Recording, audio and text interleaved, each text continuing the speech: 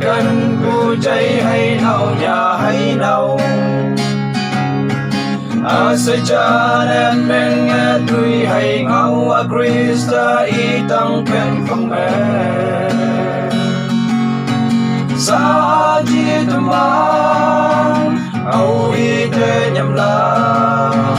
Jesus Krista vi ô cô yang nghe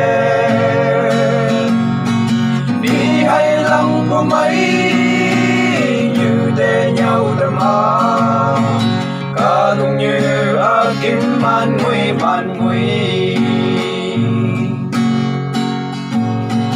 Krista bưng áo ấm mây chiên nè Krista lan chân man nhắm mẹ ta tay hàng cả đúng như mẹ tô nhai ya mùi ngày ni hoang tăng mẹ tô lùi mày la sa chi tâm mang âu y thế nhầm la Jesus Krista vi hô cô yang nghe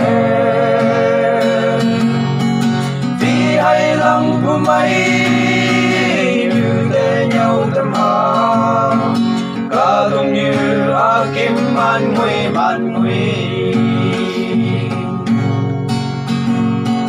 tôi như kia Krista ngầu duy mong trăng mẹ ăn nhân ngộ lạc dân chữ tay con trong cha em nghe mà bu nhi lan vui bay nè ngầm ha sa chi tâm an âu y thế nhầm la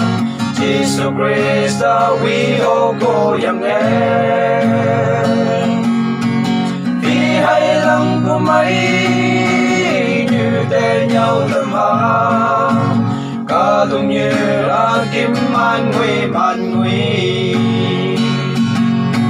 sa chi tâm an âu y thế nhầm la Jesus Krista vi ô cô yang nghe